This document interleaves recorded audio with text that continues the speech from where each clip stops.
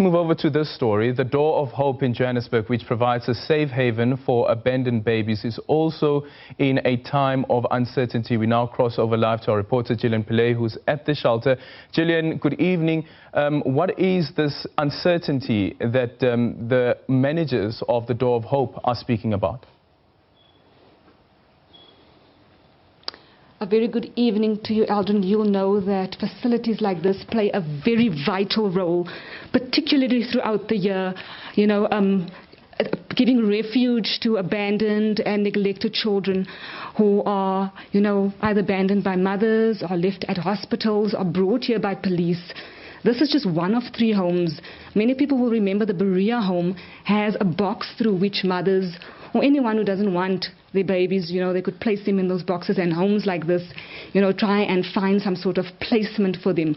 We are now in an area where there are 11 newborn babies, the youngest 7 days old and the oldest 5 months old. And without facilities like this, and donations, homes like this, where would these abandoned babies go to? And it's been a concern by the managers over this lockdown period. What would happen to donations being dropped off at the facility that rely so heavily on supplies from the public? The lockdown, locks movement. No one is allowed to move around. And this impacts the donations of Pampers, of milk, of many other supplies to facilities like this, Eldrin. This particular home was meant to celebrate its 21st anniversary this year. It's saved thousands of babies in the past and placed them with foster parents. And they've had to put this celebrations on hold in the light of the virus. We were asked to dress in this protective gear tonight because of, newborns, very weak immune systems, but also just to not bring in any unnecessary germs into this very sterile facility. To just give us a sense of, the kinds of struggles that they are going to have over this period. I'm joined by a volunteer from the U.S., 27-year-old Hannah Thompson from Mississippi. She's been here for 5 years. Hannah, I think people would want to know what measures firstly are in place to circumvent, the fears that you have. So we already do health and hygiene, that's from the beginning we started with that. About 2 weeks ago, we stopped letting visitors come in to take extra precautionary measures for our kids and also local volunteers. So just talk to us about the kinds of supplies and how that's going to hinder the functioning of the 3 homes. We know there are 2 homes here in the south. There's one in Hillbrow in Berea where the baby box is allocated. How will, the lockdown affect the donations that you guys heavily rely on? We solely rely on donations. So people come and they drop off purity and nappies and nans and wipes. So we rely solely on those things. So we are expecting to struggle a bit during this time, but we do say for those that can, you can donate online. You can order for us online shopping.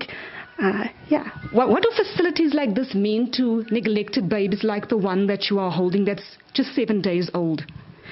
For this baby, we are the love. We are the ones that are feeding them and caring for them. So it's very important that you as a small baby, that you get love and that you have someone who takes care of you. So we step into that role as parents for these children until they can find forever families.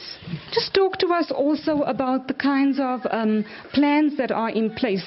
We know that it's a 24-hour run home. This particular home and the other 2.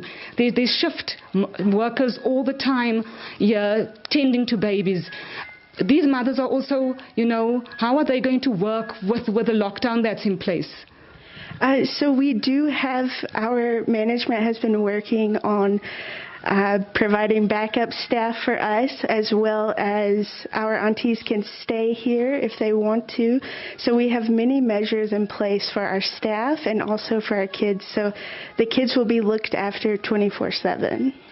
That was Hannah Thompson here from the Door of Hope, just giving us a sense of the kind of, struggles that they are anticipating during this lockdown period of 21 days. As I said, they're elderly, these babies, this is their only place of refuge. This is the only safety net for them, being abandoned in hospitals and other facilities around Gauteng. So homes like this and many other homes that are tending to homeless people, but also shelters for women and children, they will be going through the same type of struggles that Door of Hope is going through, Aldrin. So, we're hoping that many could donate online, as Hannah had said there, just to keep, the supply chain and to keep the lives here going, because without the donations, homes like this, they're at the mercy of themselves.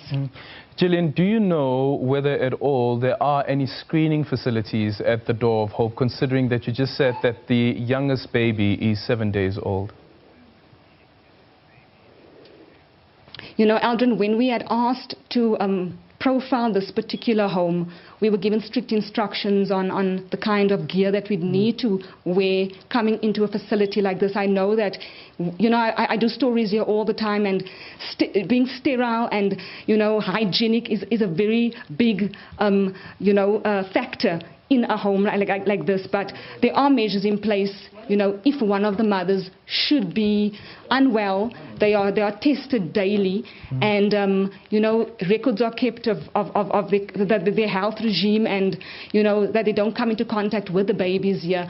So they're not necessarily a quarantine area, but I think everyone is looking out for each other's health in a facility like this, not to contaminate the area, but not also to make the babies here sick who are already have such weak immune systems, being newborns, Aldrin. Thank you so much, Gillian Pillay, there joining us from the Door of Hope.